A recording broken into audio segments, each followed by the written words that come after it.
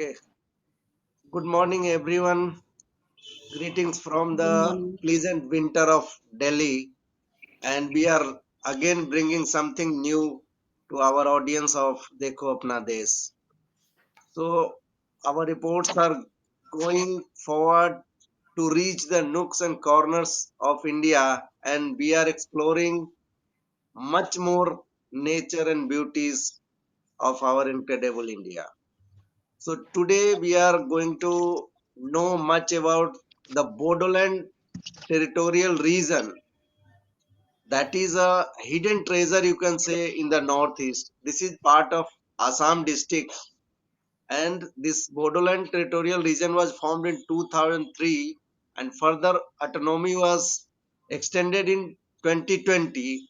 And since then, they are exploring much more to develop this region, and of course the tourism is one of the concepts that is going to develop this region. So this Bodoland territorial region consists of 5 districts of Assam, and this is situated in the uh, uh, this is in the uh, north bank of Brahmaputra and the foothill of Bhutan and Arunachal Pradesh. So this is the territorial region, and certainly when the region is given the autonomy, it gets development, and there are many things to explore in it. So certainly, as the area says, Brahmaputra and the foothill of Bhutan and Arunachal, so this becomes a paradise for nature lovers. You see the mountains, you see the rivers, and you experience the nature. So these are the things treasured in this borderland area. To discuss more on this, we have the experts and the officials of borderland tourism with us. So we have today the director of the borderland tourism, Mr. Jayant Kumar Sharma, and Mrs. Humarani Bargayari, who is the assistant tourist officer in this region, and they will explain much more and the uh, facilities and availability of tourism facilities and avenue for the tourists. So to know more, I invite Mr. Jayant Sharma to give the details about the Bodoland tourism. Mr. Sharma. Yeah, good morning. A very warm greetings to the organizers from Ministry of Tourism and all the participants who have registered for this session. First, I would like to thank the Ministry of Tourism for giving us these opportunities to showcase our destinations under Dekho Apna Desh Session 2. And this is the 17th episode specially for Bodoland, Discover a Land Untouched. So, Bodoland is a territorial region within the state of Assam comprising an area of 8,970 square kilometer and a population of approximately 32 lakhs. The region is strategically located at the foothill of Bhutan, sharing state boundaries with West Bengal to its west and Arunachal Pradesh towards the east.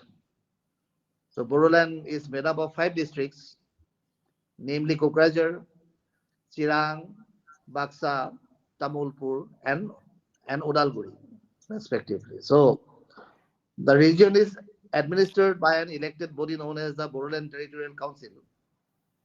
So tourism is one of the 40 number of subject transport department of the region and is regulated by the tourism department of BTR headed by director come CSD. CSD is council head of department. So Bodoland tourism has huge tourism potentials and offer finest experience to tourists from wildlife, adventure, culture, temples, and ethnic and rural tourism. The potentiality when translated into the kind of exposure it deserves, will increase the footfall and shall significantly increase the revenue generation of the population at large. With the changing dynamics of the tourism post-COVID, the industry has witnessed a massive shift as the tourists being more specific in their interest seeking for new and unexplored destinations. One such trend is tourists traveling from concrete jungle to greener pastures, an experience close to Mother Nature. With the growing demand of short, short weekend breaks, especially among the domestic market, Bodoland tourism will be more than happy to welcome these tourists to experience this land which is less unexplored and enjoy the serenity with friend and family. I trust this 17th episode of webinar under Dekho Apna Desh will popularize our land of varied tourist attraction among the travel fraternity and boost the footfall in near future. Thank you, sir.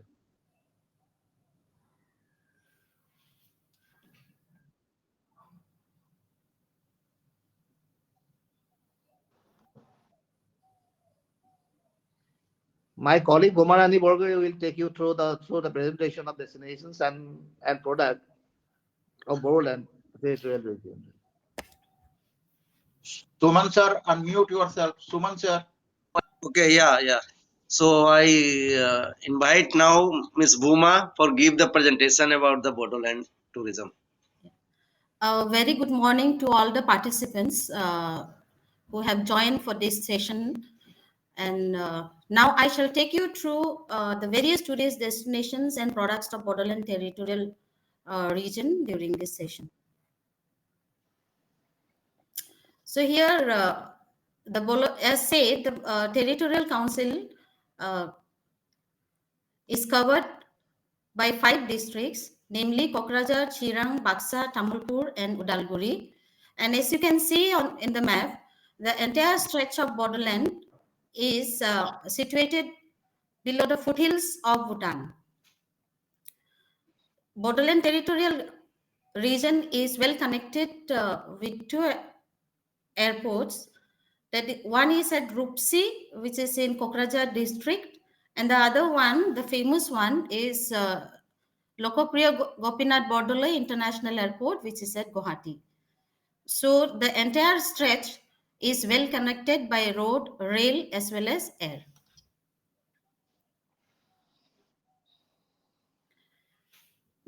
Now I'll run you through the first district, which is Kokrajhar. The main attractions of Kokrajhar district are Raimana National Park, Chakrasila Wildlife Sanctuary, Ultapani Reserve Forest, and Bogribari, where Mahamaya Dham and Mahamaya Snan Ghat are situated. The key attractions of this district are wildlife, birding, camping, and jungle trekking, adventure sports, cultural activities, religious dham, which is Mahamaya Dham, and then Mahamaya Snan Ghat. And we also have one festival which is called Baukhungri, which is annually celebrated here in Kokrajhar and organized by tourism department. So this is a map of Raimana National Park, which is situated at the foothills of Bhutan, and towards its west, it also shares a state boundary with West Bengal.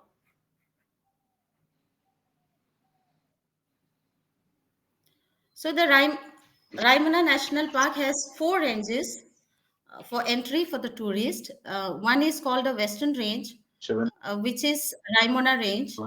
The other one is the Central Range, Kosugao Range, and Sanfang Range and Eastern Range. 307. The area of the park is 422 square kilometers, and the main attractions are golden langur, Asian elephants, barking and spotted deer, sambar, There are 168 species, of birds, 4 species of hornbills, Indian peafowl, 10 species of woodpeckers. There are 150 species of butterflies, of which 38 species are protected under Indian Wildlife Protection Act 1972. It may be mentioned here that E.P. Gee first discovered and spotted the golden langur in this national park in 1950.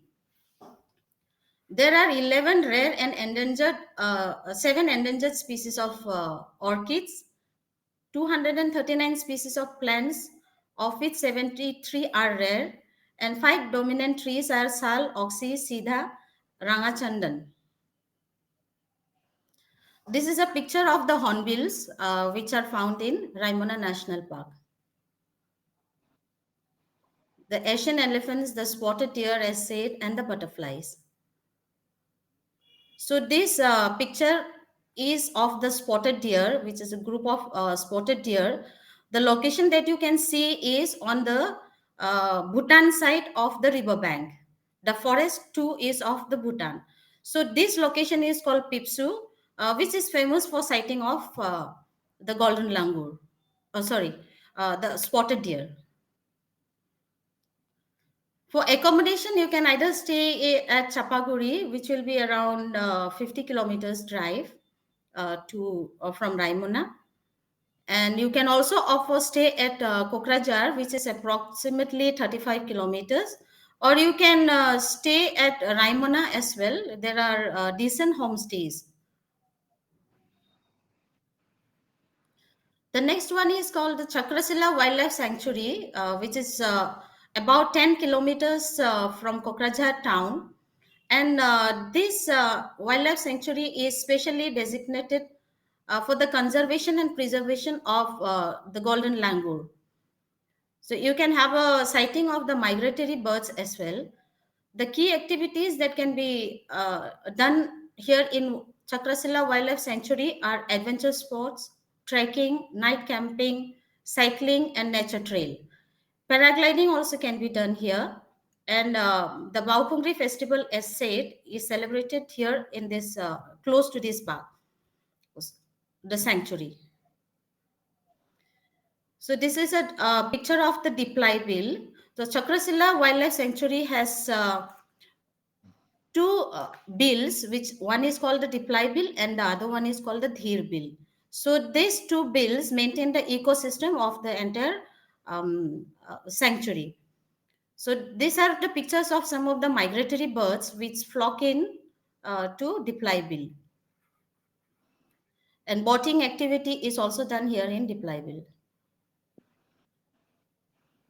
So here, as said, paragliding activity is also done in Chakrasila. There are two locations for the paragliding. So there is one place called Damdufur Hill where the commercial activity takes place, and there is one at Dhirbil wherein like trainings are conducted for the aspiring pilots. So, aspiring pilots from Assam and Sikkim, all over Assam and Sikkim, and some of them from other northeastern region, they come here for the basic training, like handling the harness, maneuvering them, safety measures. Those trainings are conducted here. So, as said, trekking, camping activity is also done here in Chakrasila Wildlife Sanctuary. This picture is of the first group of trekkers and campers who participated last year, because the trekking and night trekking especially and camping had been introduced since last year at Jaunagra village. This is specially to boost rural tourism in the Chakrasila village area. So Baupungri festival is specially celebrated in the mid of April, where all community residing in Bodoland Territorial Region come together. They display their ethnic food, their traditional dance on this occasion. So indigenous games, which is specially connected to the Bodoland community, is also conducted during those festival days. So there is one special day during those Baupungri festival, which is called a uh, hill trekking activity. This has been done since long years. So people of all ages of the community, they climb uphill to the Baupungri to worship Lord Shiva to get his blessings on the eve of the new year.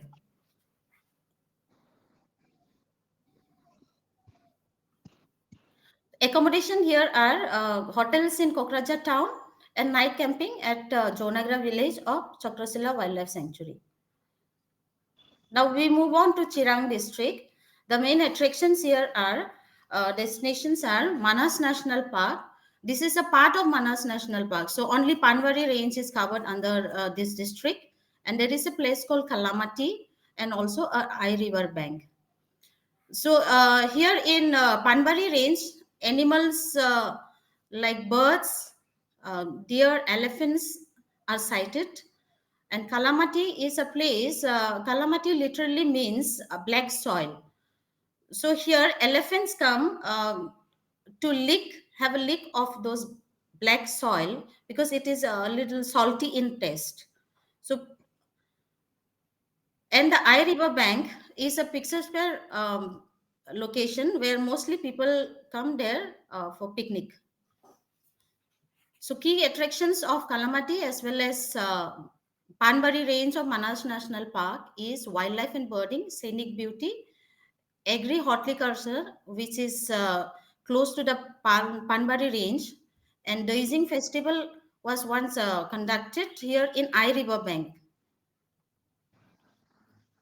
So accommodations here are Hotel Himalaya, which is at Chapaguri, will be around 25 kilometers from Kalamati. And you might also offer our homestay. This is a departmental homestay, guest house at Kajalgaon. The next district is Baksar district, and we all are aware of Manas National Park. So in the Baksar district, under Manas National Park, there are three ranges. That's Basbari range and Bhuyapara range, and it also covers the easternmost part, which is at Lakhi Bazar. The key attractions are wildlife and birding, jungle safaris and scenic beauty, adventure sport activities like rafting and community tourism. So Manas National Park covers an area of 850 square kilometers. It is a UNESCO World Heritage Site, a tiger reserve, a biosphere reserve, elephant reserve, and it's also an important bird area. So there are more than 450 different species of bird in Manas National Park. So when you come to Manas National Park, especially, you can opt for Guwahati Airport. So it is 160 kilometers from Guwahati Airport to Manas National Park, and the nearest railhead is 20 kilometers. The main sightings at Manas National Park are it is a habitat to 22 most threatened species. Important bird area, as said, there are 475 species of birds, of which 26 are globally threatened. Rare and highly endangered species, pygmy hawk, hispid hare, Chinese Mongolian, Assam roof turtle, and golden langur is also cited here. There are 15 species of orchids, 22 species of plants and medicinal herbs.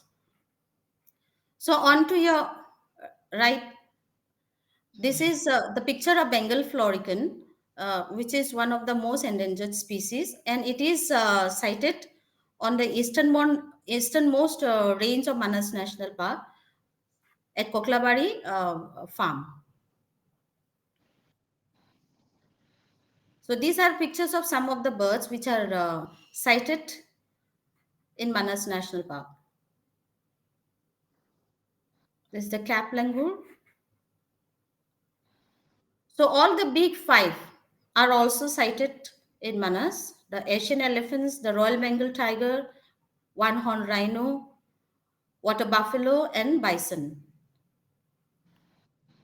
The present activities which are done in Manas are elephant safari, jeep safari, river rafting, bird watching, cycling, village trail, cultural shows, tea garden visit, rural tourism promoting culture, cuisine, handloom, and handicraft. In rural tourism, the tourists are taken to the village to have a first hand of how the people of the fringe village live their livelihood. Accommodations here are Florican cottage, Sikri cottage. There are many cottages and also homestays. So this is one of the property. I would say this is the best property which is available, currently available in Manas National Park. It's called Musa Jungle Retreat. So the next district is the Tamulpur district, which has been recently declared. That is on 23rd of January 2022, carved out of Baksa district and Udalguri district. So here we have Bornodi Wildlife Sanctuary and Bogamati. So Bornodi Wildlife Sanctuary stretches from Tamulpur and it goes up to the Udalguri district. So the main sightings at Bornodi Wildlife Sanctuary are Gaur, Indian bison, leopard, sambar, pygmy hawk, hispid hare, loris, and dhole.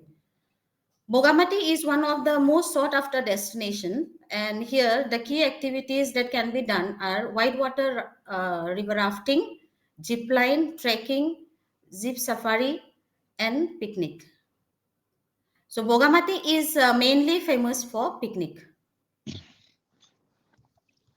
So there is one tour operator called Green Trek and Adventure. They specially conduct this white river rafting in Bornodi. In Bogamati. So you can experience 3 rapids here.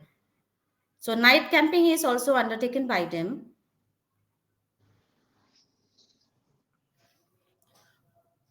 So the fifth district is Udalguri. Here, the destinations are Bornodi Wildlife Sanctuary, Bhairavkunda, and Gethsemane Man-made Forest.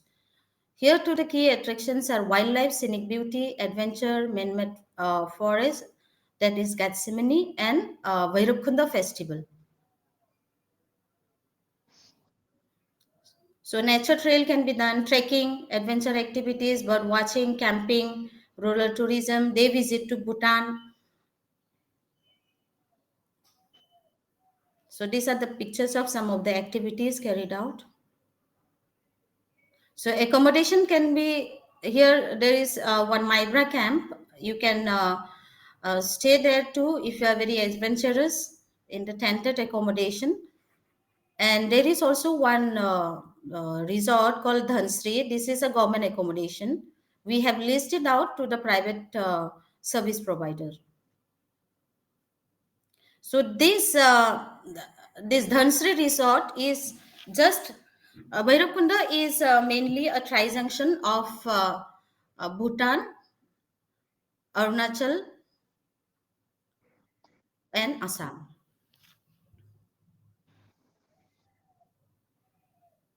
So these are these are some of the accommodation providers. Ranging tree house. This is a tree house.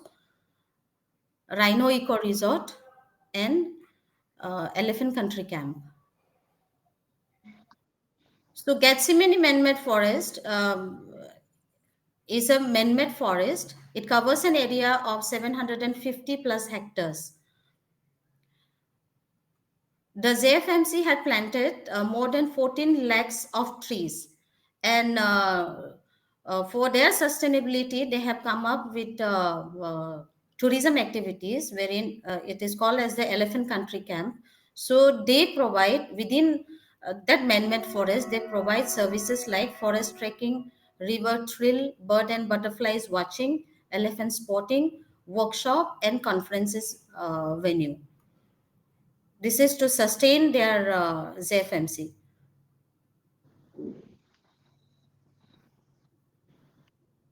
So the main takeaway of Bodoland is There are two national parks, and Manas is the UNESCO World Heritage Site. It is an important bird area with 475 bird species. It's special for the entire region is special for golden langur and spotted deer at Raimana National Park. The cultural tourism, rural tourism, adventure activities like cycling, paragliding, night trekking, whitewater rafting, and an Indo-Bhutan day visit for Indians.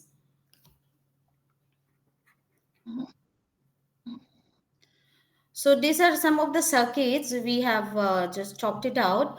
So this is especially for the tour operators when they plan any circuit which includes Bodoland as well. So you can tailor make it with other states of Assam. Like from Guwahati, you can go to Shillong, Cherrapunji, and then enter to Kaziranga National Park. From there to Manas National Park and exit to Guwahati.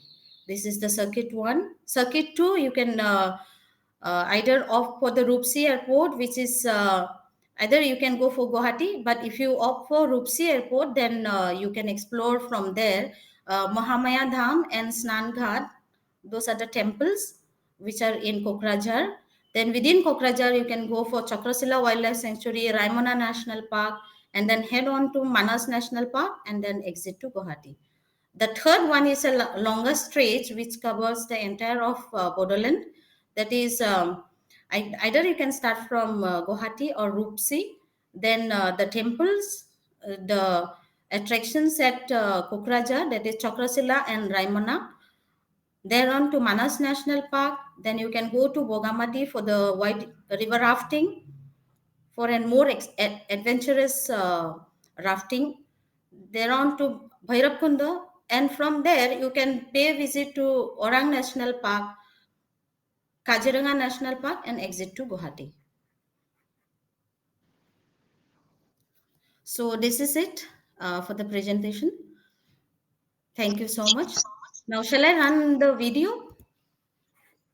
Yes, yes, you can run the video.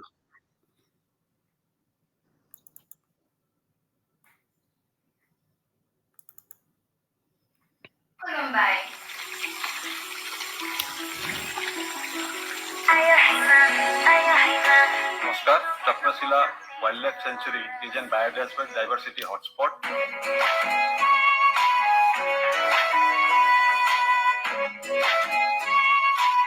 It is an all-season destination.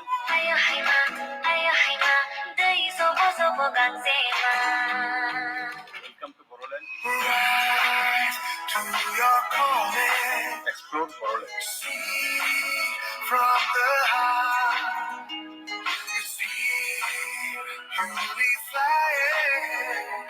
Your soul will be touching the stars.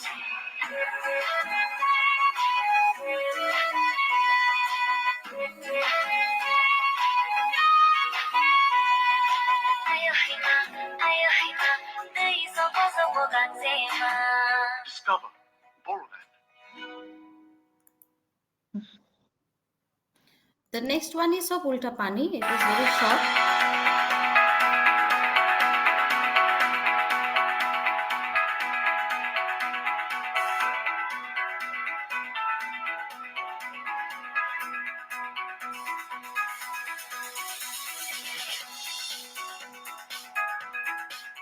Come, explore and feel the adventure.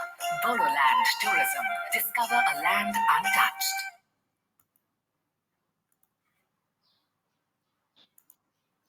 Thank you so much. Yeah, thank you, Bhuma. You've given the insight of the Bodoland tourism and the tourism activities and the tourism avenues available there. So one of the main important thing I could find that Manas National Park, which is one of the UNESCO World Heritage Site, and certainly I think this is a less visited place, and we should promote more to send more tourists to this Manas National Park. So the Rupsi airport is operational. Can I know it? Yes, sir, it is operational. So you have the connecting flight from Delhi and Kolkata. Yes, the connecting flights are mainly from Kolkata. Okay, okay, fine. So So at there least are we only have it. two flights which takes off from Rupsi on a daily basis. Okay. So at Hmm. least we have an airport, and when the traffic is increasing, certainly the airlines will come forward and give more airlines, more flights to this region. So, Hmm. but apart from this, the lot of nature activities and white water rafting, then Yes. paragliding. These all activity we were not aware much about this because we were thinking these activities are happening in Sikkim or you can say other parts. So certainly these are all eye opener for us, and we could know much about this. And there are a lot of uh, component of adventure tourism available there. So this is a good thing that we can promote. So of course, you given the insight of these birds, species of birds available there. So these are all uh, connecting things. Like in Sundarbans, people go to watch the birds basically, and of course you have the deers and the other forest animals. So these all combined together make a very beautiful destination to visit. So certainly this Bodoland is going to be one of the favorite destination in Northeast, and coming forward, the connectivity and the other issues, and of course the infrastructure. So certainly you need to have the more hotels, a good quality hotel, so that some conference or anything can be organized there, and then people can visit to the other amenities, and of course the Manas National Park and the other national parks available there. So basically, this whole of Assam region and even the northeast is full of all the natural activities and Yes. adventure activities. So, if I can ask, is it good to connect through Guwahati or through Dibrugarh or any nearby location? Uh, are you speaking about the air connectivity, sir? Not air connectivity means suppose somebody is going by train. So how he can Okay. go? Kokrajhar, up to Kokrajhar train is going. That I know. I think. Yes, yes. Yeah. It stops in Borpeta Road as well. If you're looking for going to Manas National Park, all the important trains, like the Rajdhani, for example, it stops at Borpeta Road. Okay, so the Guwahati Dibrugarh Rajdhani goes through this Barpeta road, and they Yes, it is yes, sir. connected. Yes, sir. Yeah. So Kokrajhar comes in between. So when you come by train from Delhi, Kokrajhar is the first stop. Then on the second is at Bongaigaon. From Bongaigaon, it is Borpeta Road. Okay, okay, so that's fine. Then it is Yes. well connected by the train at Yes. least, because somebody tries to go through the train also. It is very accessible. Yes, sir. So connectivity wise, I think it's okay. Anybody can fly up to Guwahati, and from there they take the either train or this road, Pardon. Hmm. so they can reach very easily. Yes. So it was a good session. We could learn many things about this Bodoland region, and we hope that this region will develop more in terms of tourism, and number of tourists, especially the domestic tourists, will visit this area. So, uh, if any question, we can take from this. What to see? I, I think there is no question by the Okay, viewers. no, okay, no question Yeah, from there is no participants. question, sir, today. If you can focus about some cuisines of that area, that will be nice, I think. During the village trail, the local cuisines are promoted to the tourist. Yeah, yeah, of course. So the whole of Assam has the special cuisine, and of course they have a little difference. When you cross a district, you will find something different. So that Yes. that happens, yeah. So of course, but the festivals, all what is celebrated in Assam, I think Bihu and all festivals are celebrated there also. Yes, it is the same. Yeah, yeah, because from Guwahati to Dibrugarh and up to Tinsukia and all, these all are having similar culture. There is a lot of similarity. Of course, there are different tribes and different regions, but the main festivals and culture are the same. Yeah. Yeah. So, The festivals are the same, but the way we celebrate differs a little, like, in terms of religion. yes. Religiously, like the way of celebration differs, but then it falls on the same time. Okay. Okay. So, good. All this knowledge about this Bodoland, we could know much, and I think we will have in future also we will uh, have such episodes.